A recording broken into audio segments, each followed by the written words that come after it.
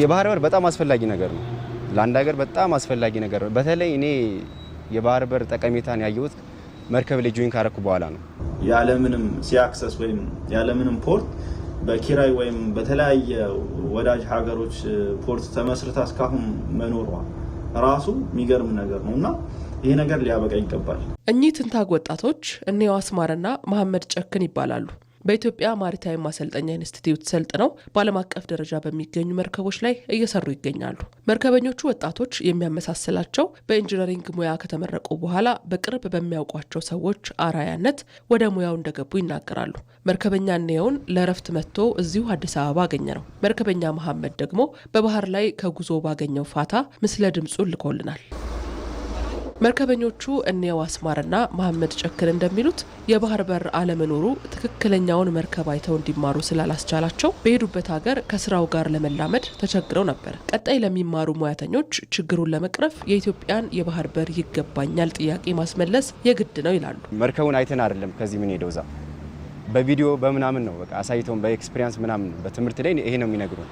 አክቹአሊ ስታዩ በጣም ግዙፍ ነው። በጣም የሆነ ይከብድሻል። 1 ወር 2 ወር ከባድ ነው እንትኑ ማለት ለመላመድ ራሱ። ባህር ዳር ላይ ያሉ በጣም ትናንሽ መርከቦች ናቸው። ትናንሽ ጀስት ለትሬኒንግ ዲዛይን የተደረጉ ናቸው።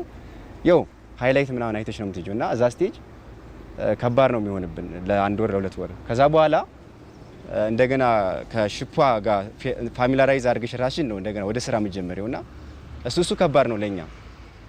ሌላው ደግሞ የሚገርምሽ ከኢትዮጵያ የምንሄድ መርከበኞች ያውቃሉ የባህር በር እንደሌለን አብዛኞቹ ማለት ነው። እና ሰርፕራይዝ ነው የሚሆኑት። እንዴት ጆይ ልታረግ ቻልክ? እንዴት መርከበኛ ልትሆን ቻልክ? ምናምን ይሉናል። ለምን የባህር በር ላንድ ሎክድ ነን ያውቃሉ። ስፔሻሊ አሁን ካለው ነባራዊ ሁኔታ ኢትዮጵያ የባህር በር የሌላት ሀገር ሆና መቀጠል የለባትም።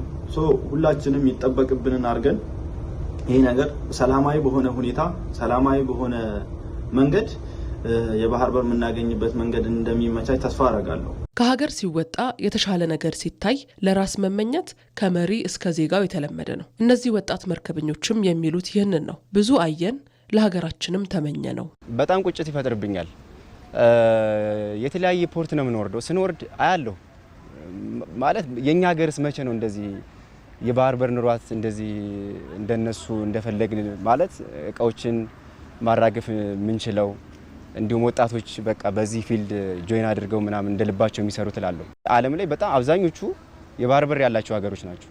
የባህር በር በተለይ እንደ ኢትዮጵያ 130 ሚሊዮን ህዝብ ያላት ሀገር ላንድ ሎክድ መሆን ማለት በጣም ከባድ ነው እና እነሱ ከሚያገኙት አድቫንቴጅ አንጻር ሳየው በጣም ትልቅ ቁጭት ነው የሚፈጥርብኝ። የተለያዩ ፖርቶችን በተለያዩ ሀገር ለማየት እድሉ አግኝቻለሁ እና በእያንዳንዱ በየኩባቸው ሀገሮች አንድ የምገነዘበው ነገር ቢኖር ምንድነው እኔ እስካሁን እንዴት ላንድ ሎክድ ሆነን ሰርቫይቭ እንዳደረግን ሁላ ኢኮኖሚው ከዚህም በላይ አለመጎዳቱ በዚህ ልክ ራሱ ሰርቫይቭ ማድረጉ የሚገርም ነገር ነው። ማለት በጣም ጥቂት ህዝብ ያላቸው 10 ሚሊዮን እና ከዛ በታች ከኛ በጣም ባነሰ ህዝብ ያላቸው ግን 3-4 ፖርት ያላቸው ሀገራቶችን አይቻለውና እያንዳንዱ ሀገር ወይም እያንዳንዱ ፖርት ላይ ማየው በጣም የተጨናነቀ ኦፕሬሽን በጣም የሆነ መርከቧ የምትቆምበት እስከማጣት ክራውድድ ሆኖ ሳይ ያለምንም ሲአክሰስ ወይም ያለምንም ፖርት በኪራይ ወይም በተለያየ ወዳጅ ሀገሮች ፖርት ተመስርታ እስካሁን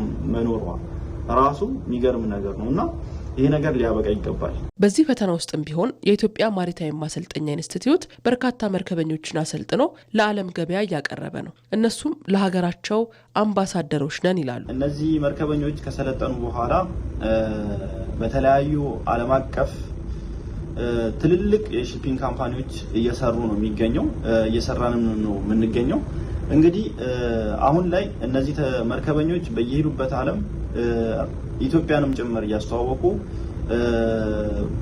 አካዳሚውም በጣም እያደገ ተቀባይነቱም በዓለም አቀፍ እየጨመረ ያለበት ሁኔታ ነው ያለው። ኢትዮጵያን መርከበኞች ዓለም ላይ እንዲታወቁ ያለን ፖቴንሻል እንዲታወቅ እንዲሁም እነዚህ ባህርተኞች በጣም ትልቅ ናውሌጅ ነው ያላቸው። ኢትዮጵያዊ ሆነሽ ነው ኢንተርናሽናል ክሩ ጋር ነው የምትሰሪውና ልክ እንደ አምባሳደር ነን እኛ እዛ ስንሄድ አንድ መርከበኛ እዛ በሚሰራው ስራ ነው ጀጅ የሚደረገው እና ልክ እኔ አሁን ለምሳሌ እዛ የሆነ ነገር ብሰራ ማለት መጥፎ ነገር ብሰራ ኢትዮጵያን መርከበኞች ነው የምንባለውና እሱም ስላለ አንደኛ ቁጭቱ ማለት እንደነገር፣ ሁለተኛ ደግሞ አንድ ቀን እናገኛለን በሚለው ነው። እዛ በደንብ በቁጭት ነው የምንሰራው።